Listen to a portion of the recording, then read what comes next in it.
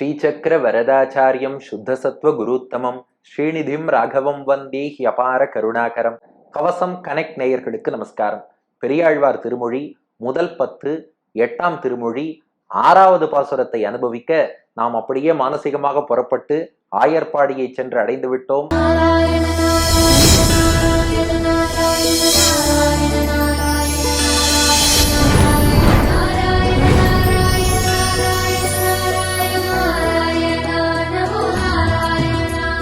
பெரியாழ்வார் யசோதை எதிரிலே குட்டி கண்ணன் வாடா வாடா ஓடி வந்து அணைச்சுக்கோ அப்படின்னு பெரியாழ்வார் யசோதை கேட்டுக்கொண்டிருக்கிறாள். அதுல 2ஆம் பாட்டுல கிருஷ்ணன் லேசா அணைச்சுண்டான், 4ஆம் பாட்டுல கொஞ்சம் மூஞ்சியை தூக்கி வச்சுட்டு இறுக்கி அணைச்சுண்டான். இப்போ 5ஆம் பாட்டுல சொன்னா நீ துரியோதனனை அணைச்சுக்கல, பெரியாழ்வார் யசோதையை தானே அணைக்கிறாய், அதனால அழுத்தமா அணைச்சுக்கும் போது அந்த கூனி திரிவக்ரா உனக்கு சந்தனம் சமர்ப்பிச்சாளே மதுரால, அவளை எப்படி அற தழுவினாயோ அது போல உடலால் நன்றாக அழுத்தி தழுவணும்.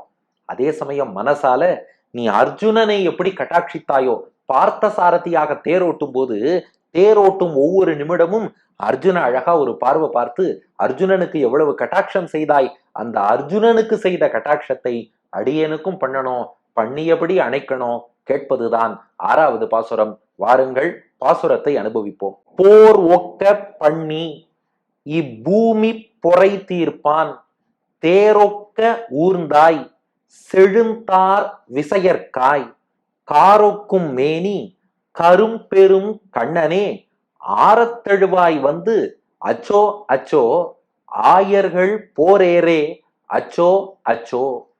போர் ஒக்க பண்ணி இப்பூமி பொறை தீர்ப்பான், தேரொக்க ஊர்ந்தாய் செழுந்தார் விசையற்காய், காரொக்கும் மேனி கரும்பெரும் கண்ணனே ஆரத்தழுவாய் வந்து அச்சோ அச்சோ ஆயர்கள் போரேரே அச்சோ அச்சோ.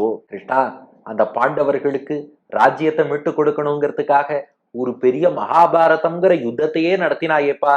போன பாட்டுல பார்த்தபடி கண்ணபிரான் பாண்டவ தூதனாக கௌரவர் சபைக்கு போனான். ஒழுங்கா பாண்டவர்களுக்கு சேர வேண்டிய ராஜ்யத்தின் பங்கை கொடுத்துடுங்கோன்னா, ஆனா துரியோதனன் அதற்கு இசைவதாக இல்லை. குண்டூசி அளவு நிலம் கூட கொடுக்க மாட்டேன்னா. மணவாள மாமுனிகள் வியாக்கியானத்துல அழகா காட்டுறார், கோல் ஊன்றும் இடம் கூட கொடுக்க மாட்டேன்னு சொன்னான். அதாவது ஒரு குச்சியை நடணும்னா அதுக்கு எவ்வளவு இடம் வேணும், அந்த அளவு சின்ன இடம் கூட பாண்டவர்களுக்கு தர மறுத்து விடுகிறான் துரியோதனன். அந்த நிலையில தான் கிருஷ்ணா நீ முடிவெடுத்துட்ட, சரி அப்ப மொத்த பூமியும் போரில் யார் வெல்கிறார்களோ மொத்த நாடும் அவர்களுக்கு தான் பங்கு போட்டுத்தான்னா தரமாட்டேன்ட்ட, மொத்தமா எடுக்க வேண்டியதான் என்று முடிவெடுத்து போர் ஒக்க பண்ணி. ஒக்க என்றால் இந்த இடத்தில் பொருந்துதல், ஈடுபடுதல் அர்த்தம். போர், போரிலே மகாபாரத யுத்தம் என்ற பெரிய குருக்ஷேத்திர போரிலே ஒக்க ஈடுபடும்படியாக, பண்ணி என்றால் நீ செய்து விட்டாய். போர் ஒக்க பண்ணி, போரிலே ஈடுபடும்படி செய்து விட்டாய். யார? மொத்த கௌரவர்கள், அவர்களுடைய 11 அக்ஷௌகிணி சேனை மொத்தமாக போருக்கு வரும்படியாக செய்தாய். இந்த பக்கம் பாண்டவர்கள், அவர்கள் பக்கலிலே 7 அக்ஷௌகிணி சேனை, அவர்களும் போர்க்களத்துக்கு வரும்படி பண்ணினாய். அப்போ போர் ஒக்க பண்ணி, போரிலே ஒக்க பொருந்தி ஈடுபடும்படியாக பண்ணி நீ ஆக்கினாய். தூது போய் பேசி பார்த்தாச்சு, சரிப்பட்டு வரல, போர்தான் என்று நீ முடிவெடுத்தாய். போர்க்களத்தில் அவர்கள் வந்து ஈடுபட்டு பொருந்தி இருக்கும்படியாக பண்ணினாய். எதற்காக இத்தனையும்னா இப்பூமி பொறை தீர்ப்பான். பெரியாழ்வார் சொல்றார், கிருஷ்ணா நீ நினைச்சா போர் இல்லாம கூட விஷயத்தை முடிக்கலாம். எதுக்கு இவ்வளவு பெரிய போரை நடத்தணும்னா, உனக்கு அவதார காரியம்னு ஒண்ணு இருக்கே, பூமியின் பாரத்தை போக்க வேண்டும் என்று பகவான் திருவவதாரம் பண்ணா. இதை நாம புராணங்களிலே பார்க்கிறோம். கிருஷ்ணாவதார சமயத்துல பூமிக்கு பாரம் ரொம்ப ரொம்ப ரொம்ப ரொம்ப அதிகமா இருந்தது. பூமி பாரம்னா ஜனத்தொகை அதிகரிப்பதுன்னு நாம தப்பா புரிஞ்சுக்க கூடாது. அடியார்கள் எவ்வளவு பேர் இருந்தாலும் பூமாதேவி தாயார் தாங்குவதற்கு தயாரா இருக்கா. ஆனா துஷ்டர்கள், தீயவர்கள், அவர்கள்தான் பூமிக்கு பாரமா. அவ மனசுல உள்ள தீய எண்ணங்கள், வஞ்சம், வன்மம், பொய்மை, அதர்மம், இதுதான் பாரமா இருக்கும் பூமிக்கு. அதனால பூமி பாரம் என்றால் உடல் பாரம் இல்லை, மனத்தில் உள்ள தீய எண்ணங்களின் பாரம். தீய எண்ணம் கொண்டவர்கள் பூமியில அதிகரிச்சுட்டா, அப்ப அவர்களை எல்லாம் அழித்து அதுக்கு ஒரு முற்றுப்புள்ளி வைத்தால்தான் பூமாதேவிக்கு பாரம் குறையும் என்று கருதி அவதாரம் பண்ணியிருக்க. அந்த அவதார நோக்கத்தை நிறைவேற்றுற மாதிரி கரெக்டா எல்லாரையும் கொண்டு வந்து போர்க்களத்துல வச்சுட்டா மண்ணின் மீபாரம் கெடுப்பான் மரமன்னர் பண்ணின் மேல் வந்த படையெல்லாம் பாரதத்து விண்ணின் மீதேற விசயந்தேர் ஊர்ந்தானை நன்னி நான் நாடி நரையூரில் கண்டேனேன்னு திருமங்கையாழ்வார் பாடுகிறார். கிருஷ்ணா, இதை ஒரு சாக்கா வச்சுட்டு பூமியின் பாரத்தெல்லாம் போக்கலான்னு திட்டம் போட்டுத்தான் வேணும்னே கிருஷ்ணன் தூது போகும்போதே எந்த எண்ணத்துல போனானா, இந்த தூது வெற்றி அடையக்கூடாது, இந்த தூது தோற்று போகணும், அப்பதான் பெரிய போர் நடக்கும், இந்த துரியோதனன் துஷாசனன் கர்ணன் சகுனி இது போல யார் யாரெல்லாம் பூமிக்கு பாரமா இருக்கானோ இவ எல்லாரையும் மொத்தமா அழித்தொழித்து அனுப்பி வச்சாதான் பூமாதேவி சௌக்கியமா இருப்பா. இதுக்கு பகவான் போட்ட திட்டம் அது. அந்த திட்டத்தின் ஒரு அங்கமாக போர் ஒக்க பண்ணி எல்லோரையும் போரில் ஈடுபடும்படியாக பண்ணி இப்பூமி பொறை தீர்ப்பான். இப்பூமி, இந்த பூமி இருக்காளே, நாம இன்னைக்கு அந்த பூமியில நின்று இருக்கோம், அந்த பூமி சௌக்கியமா இருக்கான்னா கிருஷ்ணன் என்ன பண்ணான், பொறை, இந்த இடத்துல பொறைனா பாரம்னு அர்த்தம். இப்பூமி, இந்த பூமியினுடைய பொறை மொத்த பாரத்தையும் தீய சக்திகளான பூமி பாரத்தை எல்லாம் தீர்ப்பான். இந்த இடத்துல தீர்ப்பான்னா ஹி வில் சால்வ்னு அர்த்தம் இல்ல, தீர்ப்பான் அப்படின்னா இன் ஆர்டர் டு சால்வ்னு அர்த்தம், தீர்ப்பதற்காக, அதாவது அதை போக்குவதற்காகன்னு அர்த்தம். இத தமிழ்ல வான் விகுதி பெற்ற தெரிநிலை வினைய சம்பா. இப்போ நம்ம சொல்றோம்னு வச்சுக்கோங்களேன், அவன் வருவான் அப்படின்னு சொன்னா ஹி இஸ் கோயிங் டு கம்னு ஒரு அர்த்தம். ஆனா அதே தமிழ்ல வருவான் அப்படின்னா வருவதற்காகவே இன் ஆர்டர் டு கம்னு ஒரு அர்த்தம் உண்டு. அது போல தீர்ப்பான் அப்படின்னா in order to remove, in order to solve, அதை சரி பண்ணுவதற்காகன்னு அர்த்தம். இப்பூமி, இந்த மொத்த பூமியின் பொறை மொத்த பாரத்தையும் தீர்ப்பான், தீர்த்து வைப்பதற்காகவே கிருஷ்ணா அது அத்தனையும் நீ திட்டம் போட்டு என்ன பண்ணாய், தேர் ஒக்க ஊர்ந்தாய். தேர் அர்ஜுனனுடைய தேர், அனுமானை கொடியாக கொண்ட தேர், அந்த தேரை ஒக்க ஊர்ந்தாய். ஒக்க என்றால் சமமாக அர்த்தம். முதல் அடியில பாருங்க போர் ஒக்கன்னு இருக்கும், அங்க ஒக்க அப்படின்னா ஈடுபடுதல்னு அர்த்தம். ரெண்டாவது அடியில தேர் ஒக்கன்னு இருக்கும், இங்க ஒக்கன்னா சமமாக அர்த்தம். யாருக்கு சமமாகன்னா அங்க எதிரிகள் எப்படியெல்லாம் தேர் ஓட்டுறானோ தேர் ஒக்க, அவன் தேருக்கு நிகராக அர்ஜுனன் தேரை கிருஷ்ணா நீ ஓட்டி காட்டினாய். ஏன் அதுக்கு நிகரா ஓட்டினன்னு சொல்லணும்னா அதுல ஒரு சின்ன நுட்பம் இருக்கு. மற்றவர்களுக்கெல்லாம் ப்ரொஃபஷனல் தேரோட்டி தேரோட்டுறான், இங்க கிருஷ்ணன் தொழில் முறையில தேரோட்டி கிடையாது, அவன் துவாரகாதீசன், இளமை காலத்துல மாடு மேய்ச்சிருக்கான், இப்ப துவாரகையை நிர்வாகம் பண்ணக்கூடிய மன்னன் ஸ்தானத்துல இருக்கான். ஆனாலும் தேர் ஓட்டும் போது தேர் ஒக்க ஊர்ந்தாய், ஊர்தல்னா ஓட்டுதல்னு அர்த்தம், ஊர்ந்தாய் அப்படின்னா ஓட்டினாய், தேர் ஒக்க ஊர்ந்தாய், தேரை சரிசமமாக ஓட்டினாய்னா ப்ரொஃபஷனல் தேரோட்டி எப்படி ஓட்டுவானோ அதே போல நீயும் அந்த தேரை ஓட்டி காட்டினாய். ஒண்ணு. ரெண்டாவது, இந்த சேனையை பொறுத்தவரை பாண்டவர்கள் பக்கம் 7 அக்ஷௌகிணி தான் இருக்கு, கௌரவர்கள் பக்கம் 11 அக்ஷௌகிணி இருக்கு. ஆனா 11 அக்ஷௌகிணி சேனையில் உள்ள தேர்கள் எந்த இடத்துக்கெல்லாம் போகுமோ ஓக்க அதுக்கு நிகராக 7 அக்ஷௌகிணி வச்சே நீ தேரை ஓட்டிட்ட. அப்ப ஓக்க ஊர்ந்தாய், சமமாக இந்த தேரை ஓட்டி காட்டினாய், ப்ரொஃபஷனல் தேரோட்டிக்கு நிகராகவும் ஓட்டி காட்டினாய். அங்க சேனையின் எண்ணிக்கை அதிகமாக இருந்தாலும் அதற்கு சற்றும் குறைவில்லாதபடி 7 அக்ஷௌகிணி சேனையை பின்னாடி வச்சுட்டே ஒட்டி காட்டினாய், தேர் ஒக்க ஊர்ந்தாய். அப்போ போரொக்க பண்ணி போரிலே ஈடுபடும்படியாக பண்ணி இப்பூமி பொறை தீர்ப்பான், இந்த பூமி பாரத்தை எல்லாம் தீர்த்து வைக்க வேண்டும் என்பதற்காக தேர் ஒக்க ஊர்ந்தாய். எதிரிகளுக்கு சரிசமமாக அர்ஜுனனுடைய தேரை ஊர்ந்தாய் என்றால் ஓட்டினாய்னு அர்த்தம். அத்தனையும் நீ பண்ணது யாருக்கு, செழுந்தார் விசையற்காய். விசயன் என்பது அர்ஜுனனுடைய பேர், சம்ஸ்கிருதத்துல விஜயன் விஜயன்னு சொல்றோம் இல்லையா, விஜயம்னா வெற்றி. கண்ணன் எப்போதும் பக்கத்துல இருக்கிறதுனால அர்ஜுனனுக்கு தோல்வியே கிடையாது, எப்போதும் வெற்றி. விஜயன், வில் விஜயன்னு பெயர் பெற்றவன், அதைத்தான் தமிழ்ல விசையற்காய். அவன் எப்படிப்பட்ட விசையன், தார் விசையற்காய். தார்னா மாலைன்னு அர்த்தம், அர்ஜுனன் தும்பைப்பூ மாலை அணிந்திருப்பானா, அதான் தார் விசையற்காய். தும்பைப்பூ மாலை, தார்னா மாலைன்னு அர்த்தம், தும்பைப்பூ மாலை அணிந்த விஜயனுக்காக. எப்படிப்பட்ட தும்பைப்பூ, செழுந்தார் விசையற்காய். செழும்னா செழுமையான, வாடாது செழிப்பாக செழுமையோடு இருக்கக்கூடிய தும்பைப்பூ மாலை. அது சொல்லுவா வீரனுக்கு அடையாளம், அந்த மாலை வாடி போயிடுத்துன்னா அவன் தோத்துட்டான்னு அர்த்தம், மாலை செழிப்போடு வாடாம இருக்குன்னா எப்போதும் ஜெயிச்சுட்டே இருக்கான்னு அர்த்தமா. அந்த செழுந்தார் விசையற்காய், செழுமையான தும்பைப்பூ மாலை அணிந்த விஜயனாகி அர்ஜுனனுக்காக இத்தனையும் பண்ணி தேரோட்டி மகாபாரத யுத்தத்தை நடத்தி கொடுத்து, அதுவும் அவனை நாகாஸ்திரத்திலேருந்து, வைஷ்ணவாஸ்திரத்திலேருந்து, நாராயணாஸ்திரத்திலேருந்து எல்லாத்திலேருந்து காப்பாத்தி, அவனுக்காக சூரியனை மறைச்சு, பாண்டவர்களுக்காக சதுர்தசியையே அமாவாசையாக மாற்றி, இன்னும் எத்தனை வேலைகள்லாம் பண்ணி அவர்களை வெல்ல வைத்தாய். இப்படி தேரோட்டும் போது, பார்த்த சாரதியாக தேரோட்டும் போது என்னாச்சான்? காரோக்கும் மேனி கரும்பெரும் கண்ணனே, கிருஷ்ணனுடைய திருமேனி கருத்து போச்சான். அவன் கண்கள் விரிவடைஞ்சுடுத்தான். எவ்வளவு அழகா வர்ணிச்சிருக்கார் பாருங்க. மணவாள மாமுனிகள் வியாக்கியானத்துல ரொம்ப சுவையாக அதை எடுத்து விளக்கிறார். கார் ஒக்கும் மேனி, கார்னா கருப்பு மேகம், ஒக்கும்னா அதற்கு நிகராக இருக்கும், அது போன்ற வண்ணம் படைத்த மேனி திருமேனி. கார் ஒக்கும் மேனி, கார் மேகத்தை ஒத்து இருக்கும் திருமேனி கொண்டவனே. எதுக்கு அதை சொல்றாருன்னா, அர்ஜுனனுக்காக உட்கார்ந்து தேரோட்டி அவனுக்கு வெற்றியை பெற்றுக் கொடுத்தான் அல்லவா, அதுல கிருஷ்ணனுக்கு அவ்வளவு திருப்தி ஆச்ச. என் பக்தனுக்காக நான் வெற்றியை தேடி கொடுத்தேன், என் பக்தன் அர்ஜுனன் இன்று வெற்றி பெற்றிருக்கிறான், என் உயிரான பாண்டவர்கள் இழந்த ராஜ்யத்தை பெற்று விட்டார்கள். அந்த சந்தோஷத்துல பகவான் திருமேனி நன்னா கருத்து போய் கார் மேகம் போல, அப்படியே மழை பொழியக்கூடிய மேகம் போல அருள்மழை பொழியும் மேகமாக கண்ணன் விளங்கினானாம். அப்ப பக்தர்களுக்கு அனுகிரகம் பண்ணாதான் இவன் திருப்தி அடைந்து திருமேனி நன்றாக கருத்து போகிறது.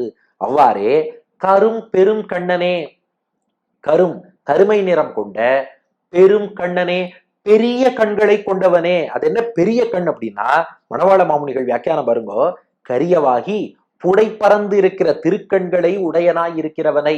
பெருமாளுக்கு பொதுவா தாமரை கண்கள்னு தான் சொல்லுவோம்.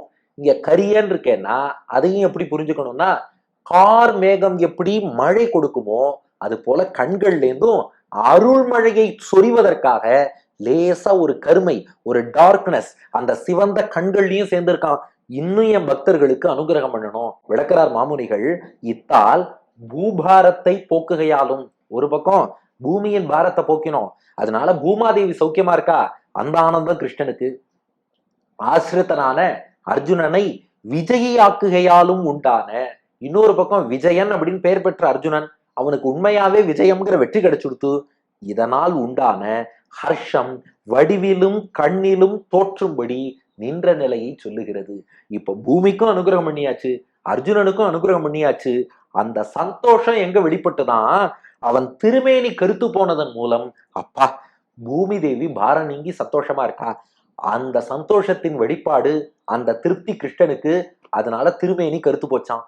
இங்க அர்ஜுனனை பார்க்கறான், அவன் வெற்றியோடு விளங்குவதை பார்த்தான். அதை கண்ட மகிழ்ச்சியில கண்களும் கருத்து போச்சான். கண்கள் நன்றாக விரிவடைந்து அர்ஜுனன் மகிழ்ந்து இருப்பதை தான் நன்றாக பார்க்கணும்னு கண்களை விரித்து பார்த்தானா.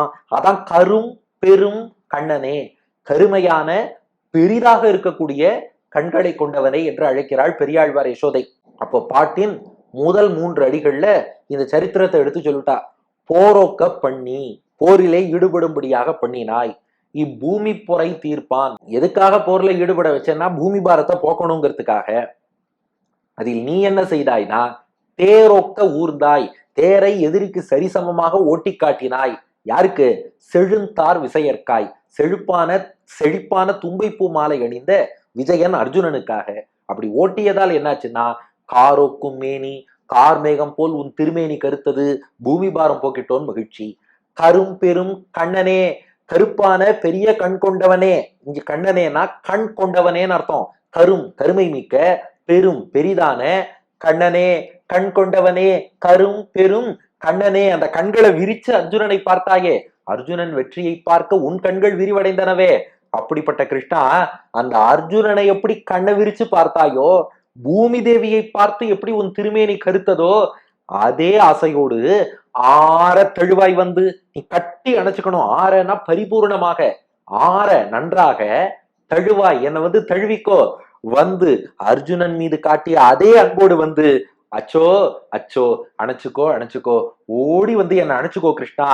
ஆயர்கள் போரேரே அச்சோ அச்சோ. கிருஷ்ணன் பார்த்தான், அம்மா நீ சொல்ற ஸ்பெசிபிகேஷன் எல்லாம் ரொம்ப ஜாஸ்தியா இருக்கு, ஏதோ குழந்தைய வாடா கட்டிக்கோன்னா பரவாயில்ல, அந்த கூனிய பிடிச்சின்ற மாதிரி அழுத்தி பிடிக்கணும், பூமி தேவியின் பாரம் நீங்கினதை பார்த்த மாதிரி திருமேனினா கருத்து போகணும், அர்ஜுனனை ஆசையோடு பார்த்தது போல கண்கள் பெருத்து போகணும். இப்படியெல்லாம் சொன்னா எல்லாம் நான் கேட்க முடியுமான்னா, அதுக்குத்தான் சொல்றாளாம், ஆயர்கள் போரேரே. ஆயர்கள் மாடு மேய்க்கக்கூடியவர்கள் இருக்கிறார்களே, அந்த ஆயர்களுடைய போர், போர் புரிய தயாராக இருக்கக்கூடிய, ஏறுனா காளைன்னு அர்த்தம், ஆயர்களுடைய போர் ஏரே, போர் புரியும் காளை, ஜல்லிக்கட்டு காளை போல் இருப்பவனே. அது எதுக்குப்பா இங்க சொல்லணும்னா, இந்த ஜல்லிக்கட்டு காளை இருக்கு, மற்றவாளுக்கெல்லாம் அடங்கவே அடங்காது. ஆனா அந்த காளைக்கு உரிமையாளர்னு ஒரு ஆயர் கோனார் இருப்பார் பாருங்க, அவர் என்ன சொன்னாலும் கேட்குமா. அதான் ஆயர்கள் போரேறேன்னா என்ன அர்த்தம்னா, கிருஷ்ணனும் பெரிய ஜல்லிக்கட்டு காளை, யாருக்கும் அடங்க மாட்டான். ஆனா ஆயர்களான எங்களுக்கு மட்டும் ஜல்லிக்கட்டு காளை அடங்குற மாதிரி போர் ஏறான கிருஷ்ணனும் ஆயர்கள் எது சொன்னாலும் நீங்க சொன்னபடி எல்லாம் கேட்கிறேன்மானா. அப்ப அந்த காளமாடு இருக்கே, வெளியில மத்தவாளுக்கு வீரம் தீரம் எல்லாம் பேசும், உள்ள நம்ம மனுஷன்னு வந்தாச்சுன்னா நமக்கு அடங்கி நடக்கும். நீ எங்க வீட்டு காளை தானே, வெளியில சண்டையெல்லாம் போடு, மகாபாரத யுத்தத்தை நடத்து, அங்க அடங்க மாட்டேன்னு காட்டு, எல்லாம் பண்ணிக்கோ. உள்ள வந்துட்டேன்னா ஆயர்கள் போரேரே, ஆயர் குலத்தவர்களான எங்களுக்கு அந்த போர்க்காளை அடங்கி இருப்பது போல கிருஷ்ணன்கிற காளையான நீயும் அடங்கித்தானே இருக்கணும், சொன்னதெல்லாம் கேட்டுத்தானே ஆகணும். அதனால ஒழுங்காவா, நான் சொல்றத கேளு, ஓடி வந்து அணைச்சுக்கோ. ஆயர்கள் போரேரே, அச்சோ அச்சோ, ஆயர்களுக்கு ஜல்லிக்கட்டு காளை போல போர்க்காளை போல் இருப்பவனே, அணைச்சுக்கோ அணைச்சுக்கோன்னு அழைப்பதுதான் இந்த பாசுரம். போரொக்க பண்ணி இப்பூமி பொறை தீர்ப்பான், பூமி பாரம் போக்க எல்லாரையும் மகாபாரத யுத்தத்தில் ஈடுபடுத்தி, தேரொக்க ஊர்ந்தாய் செழுந்தார் விசையற்காய், மகாபாரதத்தில் அந்த அர்ஜுனனுடைய தேரை எல்லா எதிரிகளுக்கு நிகராக ஓட்டி காட்டினாய். எல்லாம் யாருக்காக, அந்த செழுமையான தும்பை பூமாலை அணிந்த அர்ஜுனனுக்கு. காரொக்கும் மேனி, கார்மேகம் போன்ற திருமேனி, கரும் பெரும் கண்ணனே, கருத்த பெருத்த கண்களை கொண்டவனே, ஆற தழுவாய் வந்து அச்சோ அச்சோ, நன்றாக பரிபூர்ணமா வந்து என்ன தழுவிக்கொடா. ஆயர்கள் போரேரே, அச்சோ அச்சோ, ஆயர்களுக்கு அடங்கி நடக்கும் போர்க்காளையாக இருப்பவனே, அணைச்சுக்கோ அணைச்சுக்கோ. போரொக்க பண்ணி பூமி பொறை தீர்ப்பான், தேரொக்க ஊர்ந்தாய் செழுந்தார் விசையற்காய், காரொக்கும் மேனி கரும்பெரும் கண்ணனே, ஆரத்தழுவாய் வந்து அச்சோ அச்சோ, ஆயர்கள் போரேரே, அச்சோ அச்சோ. எல்லாரையும் மகாபாரத போரில் ஈடுபடுத்தி பூமி பாரத்தை போக்குவதற்காக இத்தனையும் பண்ணி, எதிரிகளுக்கு நிகராக அர்ஜுனன் தேரை ஓட்டி அந்த தும்பை பூமாலை செழுமையாக அணிந்திருக்கக்கூடிய அர்ஜுனனுக்காக இத்தனையும் பண்ணி, திருமேனி கருத்து கண்கள் கருத்து பெருத்து விளங்கிய கிருஷ்ணா, ஆற வந்து தழுவிக்கொடா, ஆயர்களின் போர்க்காளையே என்னை வந்து தழுவிக்கோ என்பது பாட்டின் திரண்ட பொருள். இதற்கு அடியன் வழங்கும் ஆங்கில வடிவம்: In order to remove the earth's burden, you made people involve themselves in the epic battle of Mahabharata. O Krishna, for the sake of Arjuna, with fragrant garland, you conducted the war of Mahabharata and drove his chariot equal to all the other charioteers in the enemy's camp. O Krishna, with dark hued body like the dark clouds. O Krishna, with dark broad eyes, come near me, embrace me tightly, acho acho. Oh, the bull of the cowherds, come and embrace me, acho acho என்பது இதற்கான ஆங்கில வடிவம். கிருஷ்ணன் பார்த்தான், என்ன தருந்தாலும் போர்க்காளை ஆயர்களுக்கு அடங்கி நடக்கும் ஒத்துக்கிறேன், அதுக்காக இந்த அளவுக்கு சொன்னதெல்லாம் கேட்கணுமா அப்படின்னு யோசிச்சுட்டே இருந்தான். பெரியாழ்வார் யசோதை அடுத்த பாட்டுல இன்னொரு பதில் சொல்ல போறா. என்னன்னு அடுத்த பகுதியில் காண்போமா? பெரியாழ்வார் திருவடிகளே சரணம்.